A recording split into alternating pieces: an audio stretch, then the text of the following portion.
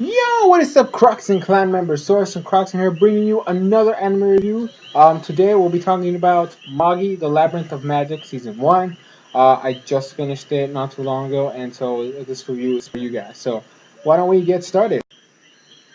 So, there's a couple things I want to talk about Magi before, I actually get into the actual, review. They use a lot of famous Arab names. So, I'm just throwing that out there for you guys in case you haven't watched it. Also, if you haven't watched the series, I might spoil you guys a little bit because I do want to make my reviews more knowledgeable, give you guys more knowledge of the series. So basically, Magi is a show that involves a little boy named Aladdin. First Arab famous name right there. Um, so Aladdin is what they call a Magi. Now, a Magi, even they haven't actually, like at least I haven't seen it being explained what they actually are. What we do know is they're a person who has immense magic power. They have the ability to summon these things called dungeons, which are these huge towers and have like different labyrinths inside. And you get to the end, you get treasure, and there's like a giant genie. They're called, I don't even know how to pronounce it, djinns, which is basically a giant genie. At the end of it. Now, according to what one of the, I guess, current main villains, um, there's only supposed to be three Magis ever in the world. Now, their purpose is to find a king. Um, what happens after they choose a king each, they haven't, said. Um, but Aladdin is not one of the three. He's like an extra one, and they don't know why. Like he's there because apparently Magis are only supposed to ever be three at a time. So there's only supposed to come a new one's not someone supposed to appear when another one dies. So he's like, I guess, like a mistake, I guess you could say. I don't know. He's not supposed to be a Magi. They have control of the Rooks. Now, Rooks are these little butterflies that is the soul of the humans in the world. Like when you die, your soul transforms into this thing, and only technically Magis are supposed to be able to see them. But if there's like a huge cluster of them, then they can sort of be visible to normal people. And Magis are able to use them in their powers, and their spells. It's basically that. Um, Now, in the beginning of the series, Aladdin meets another one of the main characters named Alibaba, another famous Arab name. Um, now he is this boy guy. He hates his life, or not really hates his life. He hates the way that the world is.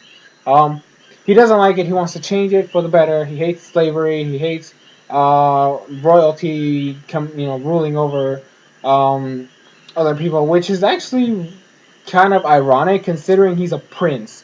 Like he actually works for this really fat dude in the first episode, and he's against this all this bad stuff. He's against the government, and he is a prince. Like we don't find that out till later, but he's a prince. Now, no, we know he's against labor. Now his goal was to clear the dungeon that was in I guess it was a town. His goal was to clear that dungeon because nobody else has done it before. And he meets Aladdin, and he finds out he can summon a giant freaking genie, which was named Ugo, which by the way is badass. Sucks that he died. No, I'm just kidding. I'm not. I didn't say anything. No, just kidding. He basically has this flute around his neck and blows on it, and this giant genie comes out, but only like his body, like his head doesn't show up because Aladdin doesn't have the magic to be able to summon him completely. So Alibaba, he's like, oh my gosh, I can use him, and then we can clear the dungeon, and then I can get all the gold and all that stuff, and then hopefully fix the world. Um, around the time this happens, we meet the third main character, Morgiana, which, by the way, she's my favorite. She's the most badass character in the entire show right now. No. I mean, for being one of the main characters, to me, she's the best out of three. Um, she's basically this rare race from this dark continent. Like, I know they said the name, but I don't remember it right now off the top of my head. But it's not from their country. Like, she's from a different country that they call the Dark Continent. They're basically a race of people that have red hair and red eyes. they have immense strength and speed. Like they're basically superhumans. And she was being used as a slave, which really pissed off Alibaba. And Aladdin technically broke her chains when he wasn't supposed to, and it caused the whole turmoil and stuff. Um, Now she doesn't join the cast. She doesn't join the group as the main character until after the events of the dungeon. Which everybody actually gets separated after that dungeon is cleared. Aladdin gets teleported to some random area. Alibaba gets thrown off into a different area, and then Morgiana, obviously, we don't even know what happens to her. I mean, we know that she's places, and like, now she hates being a slave, right? She feels like the chains are tying her down, and so when she was able to be free, she was overwhelmed. Um, so she was still helping people, obviously. Um, And like she does some cool stuff. Like I'm gonna post a picture somewhere, an image in the screen. She fights a freaking group of tigers and beats them all senselessly. Like that's how crazy awesome she is. Um, so throughout the season, we meet another group. Sinbad, which is another famous Arab name, and he's like a king of this other country, and then the Co Empire, which is like I guess considered the evil of this series. They're under the organization, and they basically want to control the world and unify it all under the Co-Empire. Um, and they have dungeon people who clear dungeons. Now Sinbad has cleared 7 dungeons himself, which means he has 7 items, mystical items. That's what they're giving. Like when you clear a dungeon, you get an item with the power of a genie or whatever. We do find out later on that he has both light and darkness inside of him, which is really weird. And then so he has a crew of 7 warriors that are under his command. We don't see them all until we actually go to the country. Now, there was some crazy stuff happening where Alibaba became a rebel and was basically trying to overthrow his own country's like government, which was ridiculous. He did it in the most stupid way, and it actually made me hate him. I mean, I don't hate him like right now, but at that whole section, I didn't really like his character, and his friend made him even worse to where I really didn't care for him. Now, freaking Ugo dies, which pisses me off. I mean, not technically dies, but he disappears, and then Aladdin gains power because of that. He basically gets Solomon's wisdom now. Another Arab name. Solomon's like the first, I guess, or something, and so Aladdin now has this power that he's not supposed to have. Uh, and like he's totally over. He's supposed to be overpowered with it, but at the same time he's not. He does gain like fire magic, and then like he's able to combine it with he used a combination of fire and water once to create steam. So he's getting better, but there like the main Magi that we've seen besides Aladdin, his name is Judal. He uses lightning and ice, which is how with because of that, that's kind of what caused Ugo to die or disappear, I guess you could say. Um, Oh, I don't know. It was really weird. Like he just came out of nowhere. There is one thing I have a problem with with at least the first season so far. When they introduced Judah, like it was like weird. Excuse me. It was really confusing. Um, like it was like the smallest glimpse. Like we saw him, and we were supposed to see him, but we didn't know what his purpose was. But the first time we see him fight, he's supposed to be like strong, and he's had years of experience. He already knows 2 different magic types, and he gets totally destroyed by Ugo. And that's kind of irritating. We've seen Ugo, we don't see him being totally OP, and all of a sudden he's fighting Judo, and he literally wrecks the guy so bad he crushes him with his bare hands. That was irritating. And then we met this other character. For the love of God, I don't even remember his name right now. But he was another villain that showed up around the same time Judo shows up.